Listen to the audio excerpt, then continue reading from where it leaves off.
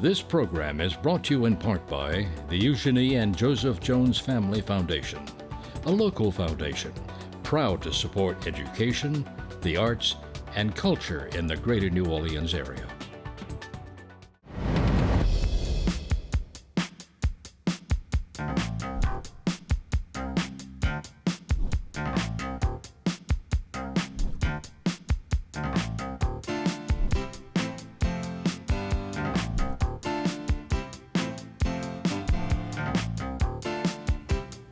Hello, Marcia Kavanaugh. Thanks for joining us.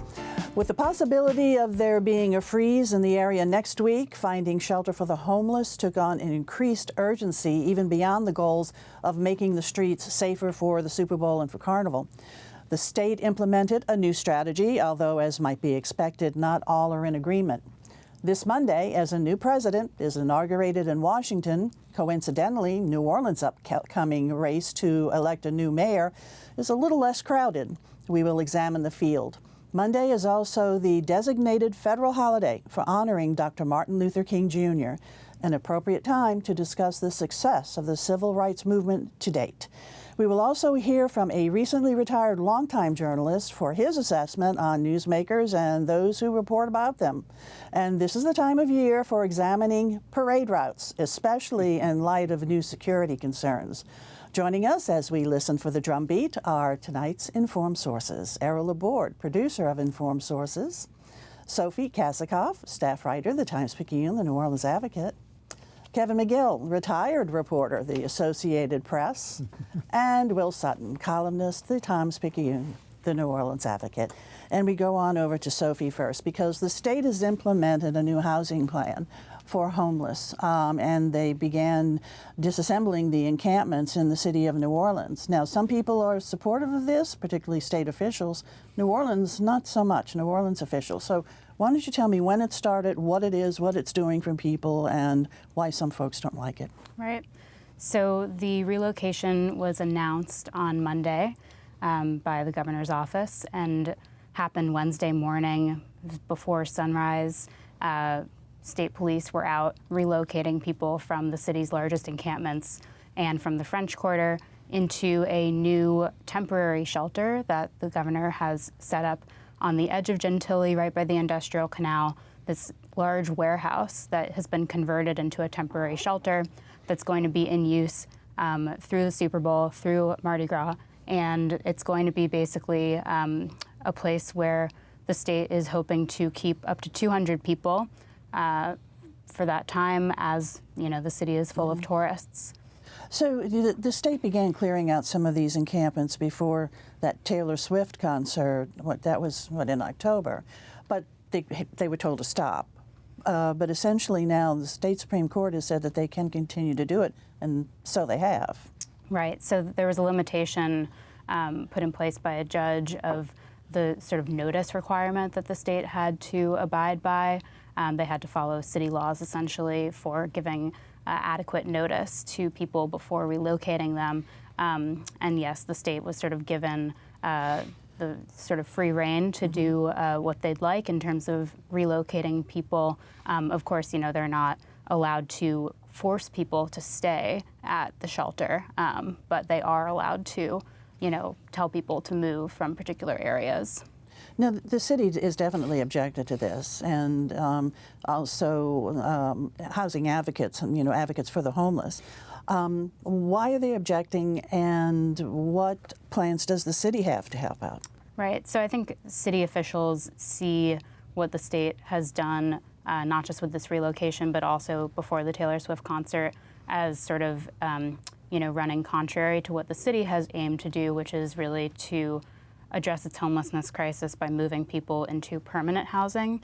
And there's a concern from some folks in City Hall and also advocates that investing so much in a temporary solution is not the best use of resources. The cost of operating the warehouse for either 2 or 3 months is $11 million or $16 million for the longer period of time. So there's a thought, you know, why aren't we spending this on permanent solutions? And I think there's also concern from some advocates and officials Most recently, Councilmember Leslie Harris put out a statement with concerns about what the conditions and services are like inside of the shelter so far. Just in these first couple of days, there was a concern that it's not really insulated, that it's going to be potentially very cold, and that some of the services that had been promised hadn't been stood up yet.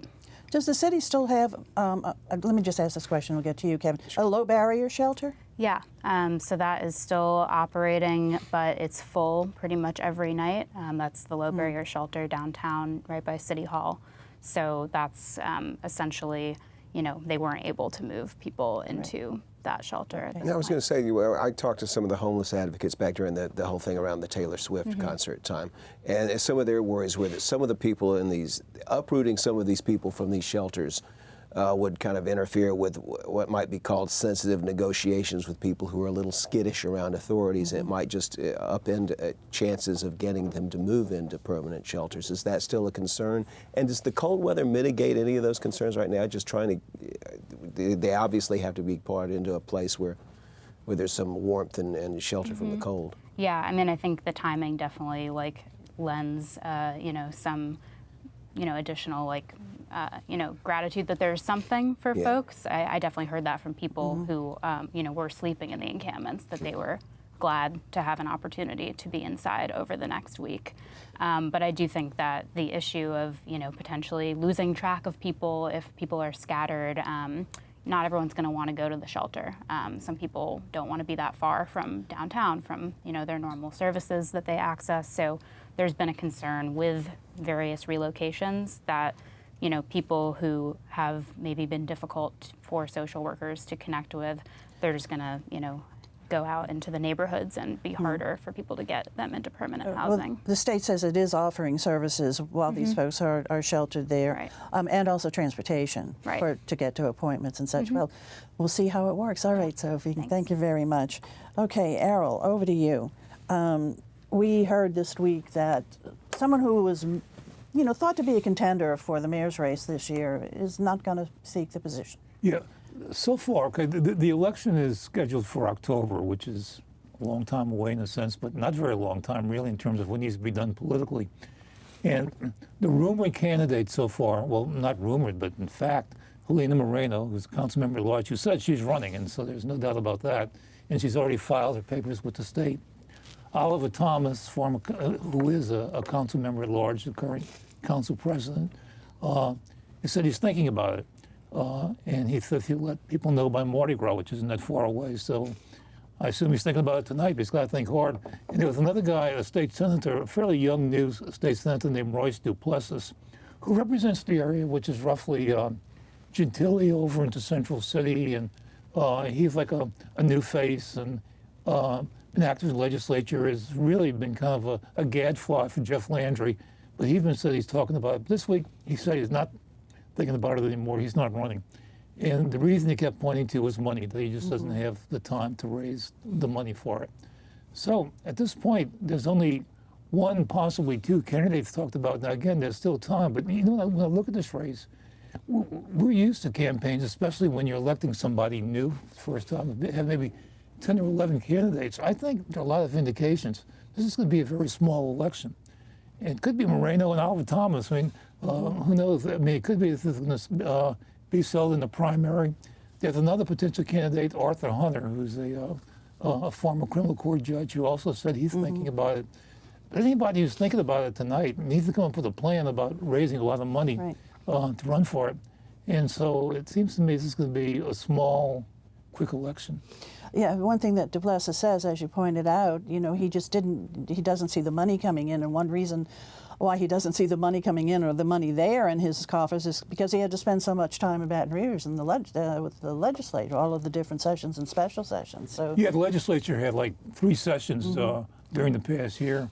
But the fact is, he doesn't have the profile that certainly Moreno Oliver Thomas does. He's a relatively new state senator that's not that well known, whereas Moreno has a very high profile, and so does Oliver Thomas. They've been around for a long time, and so he's going to have to overcome that too. Okay, so qualifying for the race would be. Did you want to say something? Yeah, I was just going to say, and let's not look over the fact that Helena Moreno has by far the most money. Yeah. and key names already lined up behind her, and lining up some, I'd say, level B names on campaign staff and campaign positions. And Oliver Thomas is going to run.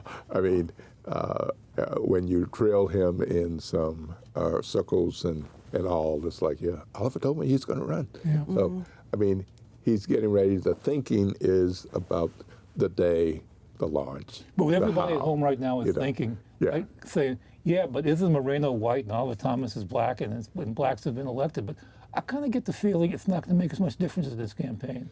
Well, Helena has a strong black base. Oliver's black base is much larger, but there's going to be a combination of factors, I think, not the least of which is 2 prominent council members and the money, and then whether Arthur Hunter gets in or not, and then whether there's a surprise business candidate. I'm wondering why at this point there are so few in an open seat coming up. In New Orleans, this is kind of unusual in New Orleans. So few people have Thomas and Moreno already sucked all the oxygen out of the room, so to speak. Is that it? I tell you, surprise, you always hear about surprise candidates, but they seldom really work out. I think one exception was Ray Nagin. When he ran, he was a businessman. People liked the idea. He was a young, kind of handsome businessman. Yep. Head of Cox, he seemed just infallible almost, talked about Wi-Fiing the whole city Yep. and was talking about. But he had some strategic luck too. Like one of the candidates, one of the front runners, was talking about her brother being a victim of crime. Well, it was discovered that the brother committed the crime, okay? And so those kind of things happen. There's the people who we will have months to discuss this because Yeah. we've run out of time to continue discussing it right now. But we'll see. It's, election year for the city of New Orleans for their mayor. So, all right, let's go on over to you, Will, because this coming Monday, of course, we have inauguration of our new president in Washington, Yes. D.C., but also we will be celebrating nationwide the birthday of Dr. Martin Luther King, Jr., and you had some thoughts on that. I do. You have a lot. You have more Wrote than a one column thought about on it. that. You can read it this weekend. That's right. But since we're here, this hasn't happened that often, mainly because Martin Luther King federal holiday is not that old. I mean, Reagan signed it into law in 1983. The first official observance was 1986. So we're only talking about presidents since 1986 to now. And it's always for the indicated to be on a calendar. Monday. It's not necessarily It's his the actual. third Monday of January. Yeah. So that is the date, but not by date observed. of the, Yeah. it's third Monday. And so Bill Clinton had a third Monday, and Barack Obama had a sort of holiday because he had to be sworn in on the 20th. He was constitutionally sworn in, but then he took the public oath on the 21st, on the actual Martin Luther King's birthday. So this time we have Donald J. Trump on January 20th and Martin Luther King federal holiday on January 20th. And there's quite a juxtaposition with that happening. I've talked with some people who would rather not think about it. And I've talked with other people just like, it doesn't really matter. And I've talked to a number of other people who say it really does matter. And I'm not sure I agree with you, Will. I hope he doesn't mention Martin Luther King. I would like to see him mention Martin Luther King. And I'd like him to go beyond the content of character and acknowledge some of the things that King did. And I'd like to hear him utter the words civil rights. I'd like to hear him utter the words economic injustice. I'd like to hear him speak of police brutality and things that King worked on, and international affairs, which King also worked on. So I'm not afraid of Trump mentioning King. I hope if he does that it's beyond some surface mention, because we've made a lot of civil rights progress in this country. Unfortunately, during Trump's first term, we had some setbacks via the White House legislation and the courts. And it looks like we're headed in that direction more to have more losses from these gains. So I won't see it happen, but I would love to see Martin Luther King and Donald Trump have a conversation. That would be interesting. At the White House, like Lyndon Baines Johnson, Yeah.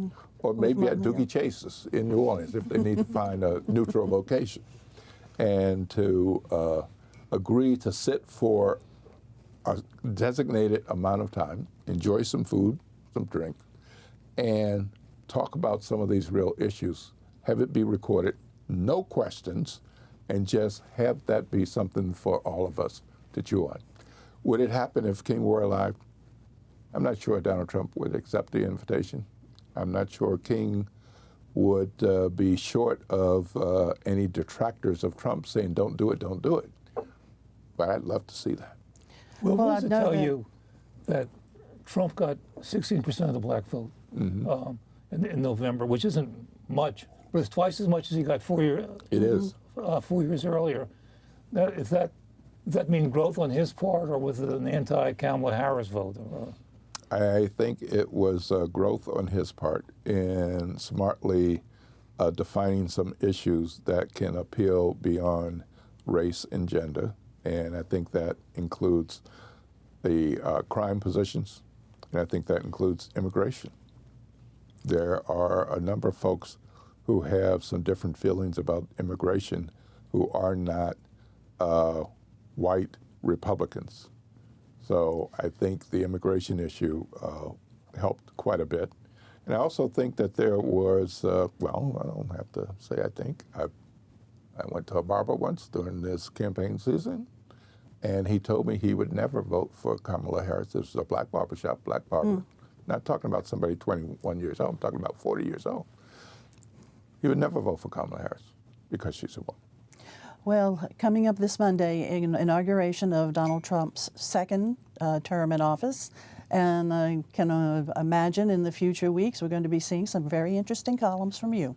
Yes, I expect that. But on Sunday, online and in print, one of our reporters, Desiree Stennett, who has been looking at the King calendar, so it's not Trump, it's the King calendar. So anyone interested in observances. Right, because and what's even though it's going to be cold, Yeah, there will be yeah, some and outside, but also inside. That's right. Coming up this Monday as well. Absolutely. All right, well, thanks a lot. Kevin, on over to you, because you have had a long history as a reporter, and you have decided it's time to retire. So how long have you been in the reporting business? 47 years this year. Started out in Ruston at a radio station and went to work soon afterward for the Monroe Morning World, and came aboard with the Associated Press in 1983. And so, just sort of give us a real quick definition or explanation of Associated Press. What does it do? Who does it serve? Well, it's an ever-changing role right now, especially these days. But it started out and still is on paper a not-for-profit cooperative owned by newspaper members, as we call them, who basically pool resources by supporting the Associated Press, and so we send news out to all over the nation and the world to both the newspapers, a diminishing client base at this point, but also to other news services, and I think we've got a new AI agreement with Google now. I say we, they now as of January 3rd. And people can, we also have a website now and make money through sale of advertising. So you were based here in New Orleans. So you covered local news for an international organization. Yeah, it's more a moment of covering local events that are of interest outside the city. Although for a long time, local broadcasters would use Associated Press copy if we were covering a local event. But we were trying to give a picture of what's happening in New Orleans to the rest of Louisiana, and a picture of what's happening in Louisiana to the rest of the nation and sometimes the world.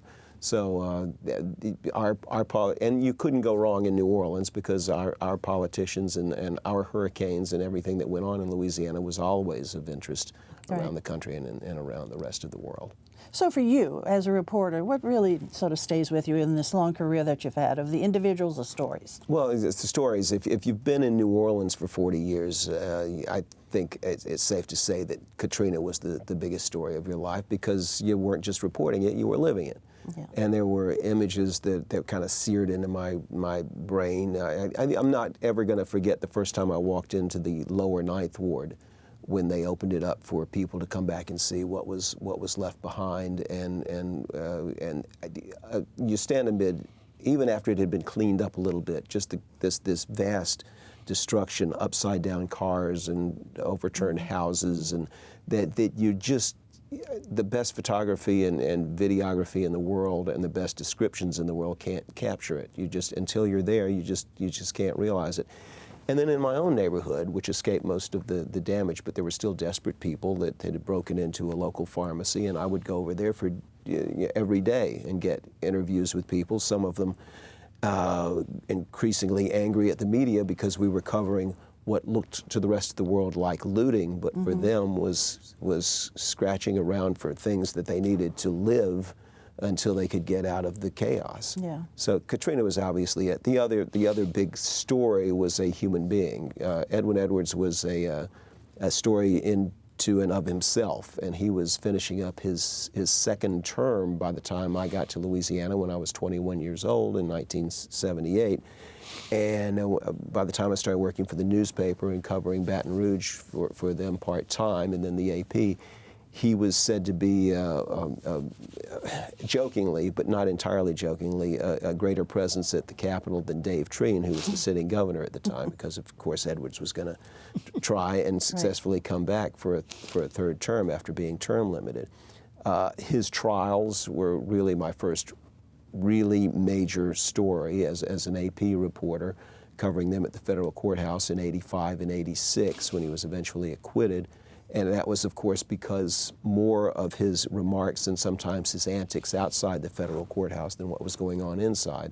Like the time he shows up in a horse and buggy to demonstrate what he said was the pace of the trial, or the time he suddenly started walking backwards to accommodate photographers who always used to have to walk backwards as he came into the courthouse. I was covering when he won re-election. I unfortunately didn't get to make the Paris trip for the fundraiser that he had, and then there was the night that he conceded to Buddy Roemer. Right. Everybody thought he was politically dead, and then in some weird way, David Duke helped him resurrect his career. He and Duke each had their base, and they were able to make it a runoff, defeating Roemer, and of course Edwards came back. And his trials, again, were part of my career. I was editing copy most of the time during his 2000 trial. I was there for the verdict that eventually sent him to prison for 10 years. So he definitely kept you busy, along with a lot of other reporters, too. Edwin Edwards, very colorful character. So you have now retired. Can you really retire? I mean, as a reporter, can you do it? It's like we were talking the other day. My last day on the clock was supposed to be December 20th, but I was still on the payroll until January 3rd, so New Year's morning. I started getting a phone call that I hesitated to answer, but I said, this must be awful, and it was. I ended up helping with AP coverage of the terrorist attack in the French Quarter. So they drew you back in. Yeah, they drew me back in just for that day, and I'm done. Stayed away. I don't think if I'd realized what was going on, I would not have. I would have gone down and pitched in that day. Of course, because you've done it almost all of your I've life. answered a lot of 5 and you've done calls. it beautifully. Great reporter that you've been. Thank you for all your work. Thank you for joining us. And I hope we continue to see you here around this table sometime. Thank you. I'll keep that in mind. All right, Kevin, thanks a lot. E, real quick over to you. Parade routes, any changes? Well, there was talk this week that the parade routes would all be the same uptown route, because of security, in reaction to things that happened lately. That way the police don't have to move around. You don't have to move barricades around. Most parades for most of the route go along St. Charles. The difference is where they start, and then Endymion's totally different because it's on Canal Street. But the Picayune reporter James Finn had an interview with the CAO Gilbert Montano, and he said, no, we're going to just stay what we've always had, have the same, go back to what tradition's been. So Endymion's still on Canal Street, told they're still going to go through all those streets uptown, and so they can all take their circuitous routes. And so it looks like it's going to stay the same, even though a lot of people are going to have to hustle and move barricades around. Yeah. So, but some of them now are not starting at Jefferson Avenue anymore, and Most of them Magazine? do, but a few go further down, and because they want to incorporate some neighborhoods. But the basic route is Jefferson, St. Charles, and all the way into town. Okay, so no major changes with these new security concerns, because what, keeping our culture is that. But the big thing is Endymion, because if you don't have it happened before when they were doing construction that they actually had Endymion run after Bacchus. Can you imagine that? And that affects the whole part of town that really builds its year around that. And so the fact that Endymion stays along the Canal Street route's a major thing. Okay, all righty. Time for other stories. E, over to you. Philip Carter was part of the Carter family. His dad was hiding Carter. He died this week. Philip, as a young man, was an investor in New Orleans media. He was an investor in the original Vieux Courier. He made Gambit possible as far as underwriting that. His dad won a Pulitzer Prize in Greenville, Mississippi, for doing editorials supporting civil rights back at the time when nobody in Mississippi was supporting civil rights. And so he had a very distinguished journalism family. And he died. And interestingly, he wrote his own obituary. He had written it beforehand. Yes. It's a beautiful piece of writing. It's a long piece of writing. I did see kinda that. tells His his daughter history. had posted that. Yes, I did see that. It is beautiful. Our condolences to the family, Philip Carter. Sophie, over to you.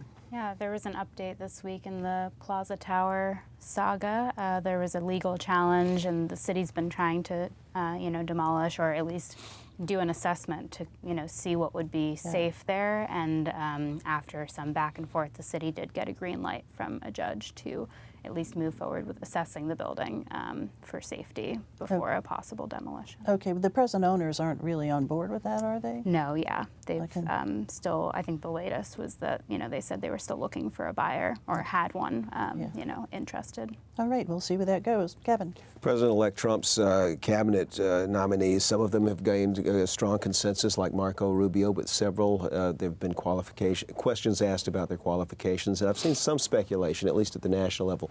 Will there be as much support in the Senate for some of the defense and intelligence and homeland security nominees? So it'll be interesting to see how Louisiana's two Republican senators, how they question them and will they vote for them. Okay, over to you, Will. Speaking of, Pete Hesbeth got a vote of confidence today, Friday. Bill Cassidy has decided to support him. And that comes as some conservative organizations have put radio promotion behind him, including in Louisiana as one of the targeted states. Speaking of politics, we're very much focused on the mayor, but I remind everyone that we have a New Orleans City Council and expect some developments on that in the coming weeks, along with some other politics, and it's going to be quite interesting. All righty, interesting year ahead. Thanks a lot, guys, for being here, and thank you all for joining us. And we will see you again next week for Informed Sources. Have a good evening.